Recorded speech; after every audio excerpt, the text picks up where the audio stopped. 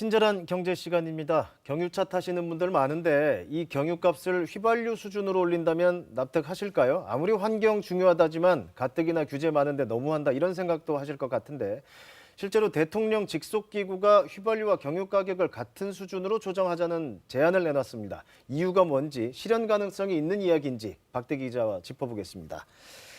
자, 그 경유값을 올리겠다. 그러니까 이 얘기는 단순하게 말해서 값을 올리면 그만큼 수요가 줄 거고 그만큼 탄소 배출도 줄일 수 있다. 이런 논리잖아요. 그러니까 뭔가 정책으로 만들어진 단계다. 이렇게 볼 수 있는 건가요?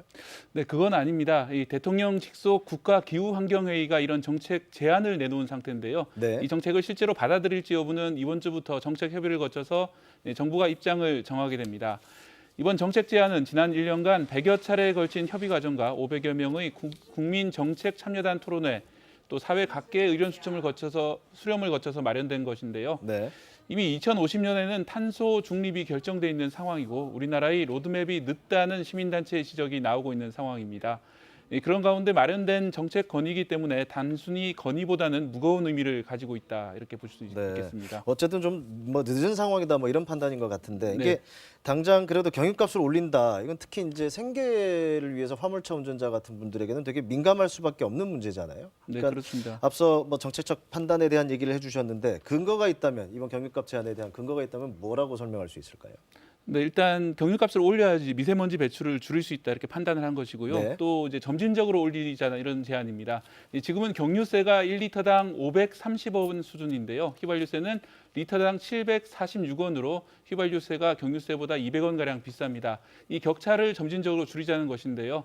지금 휘발유 가격을 100으로 보면 경유 가격은 88 가량인데 OECD 30여 개 국가 가운데 28위 정도로 경유값이 휘발유값에 비해 싼 편입니다. 네. 이를 OECD 평균인 휘발유 100대, 경유 95로 3년 내지 5년에 걸쳐 조정하자는 것이 이번 건의 핵심입니다. 만약에 이렇게 해도 부작용이 없으면 OECD 권고 수준인 100대 100으로 하자는 그런 이야기입니다. 네. 100대 95까지 맞췄다가 100대 100으로 맞춰 가겠다. 네. 자, 이러면 환경을 위한 거라면 이제 경유값 올리는 거 말고도 그 친환경차에 대한 보급, 친환경차 보급을 어떻게 할 것인가 이런 것도 같이 가야 되잖아요. 이에 대한 내용은 좀 어떻게 정리가 됐나요? 네, 그동안 우리나라의 전기차 보급이라는 게 이제 보조금을 줘서 전기차를 네. 사라 이런 방침이었는데요. 네. 이번 건의 내용 가운데는 2035년부터 또는 2040년부터는 국내에서 전기차나 수소차 또는 플러그인 하이브리드 차만 판매할 수 있도록 하자는 건의가 포함되어 있습니다. 플러그인 하이브리드는 연료가 없이 전기 충전만으로도 출퇴근 거리 정도는 달릴 수 있는 차량인데요. 사실상 내연기관 차량은 15년 내지 20년 뒤부터 금지하자는 이런 주장입니다. 네, 언젠가는 내연기관 차를 아예 팔지 않겠다. 네. 뭐 취지 방향에는 공감하지만 그래도 현실적으로 내연기관 자동차가 필요한 사람도 있을 거고 자동차 업계 분위기도 뭐 반발이 좀 있을 것 같고요. 네, 그렇습니다. 일단 예외적인 경우에는 내연 기관차도 구입할 수 있도록 했고요. 네. 특히 이번 건의에는 영세 화물차 사업자 지원이 필요하다는 점이 강조되어 있습니다. 이 자동차 업계는 당연히 반발할 수밖에 없는 상황인데요. 이 자동차 업계는 막대한 전기차 보조금으로 혜택을 보고 있었던 만큼 이 전기차로의 전환 부담을 안아야 한다는 환경단체의 오랜 요구가 있었습니다. 올해부터 유럽에서 평균 탄소 배출량 규제가 시작이 됐습니다. 또 바이든 행정부도 점차 규제를 강화할 것으로 보이기 때문에 이 무공해 차로의 전환은 자동차 업계로도 이미 피할 수 없는 대세입니다. 네. 또 노르웨이라든지 네덜란드 같은 경우에는 우리보다 10년 빠른 2025년부터 중국도 2035년부터는 내연 기관차 판매를 중단하겠다고 이미 선언한 바 있습니다.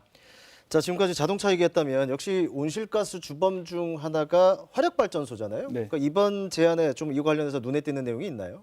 우리나라 이제 발전원 중에서 어떤 발전이 가장 많은지 아십니까 혹시? 석탄이겠죠. 예, 그렇습니다. 원자력으로 잘못 알고 계신 분들이 상당히 많으신데요. 석탄 비중이 훨씬 더 높습니다. 통계를 보면 지난해 기준으로 석탄 발전이 무려 40%에 이르고요. 원자력 발전과 천연가스 발전소가 각각 26% 선입니다. 이 신재생 발전은 아직 6.5%에 불과합니다. 이 기후환경회의는 2045년 또는 그 이전까지 이 석탄 발전을 0으로 만들자고 제안했습니다. 이 석탄 대신에 재생에너지를 중심으로 원자력과 천연가스를 보완적으로 활용하자는 제안도 했습니다.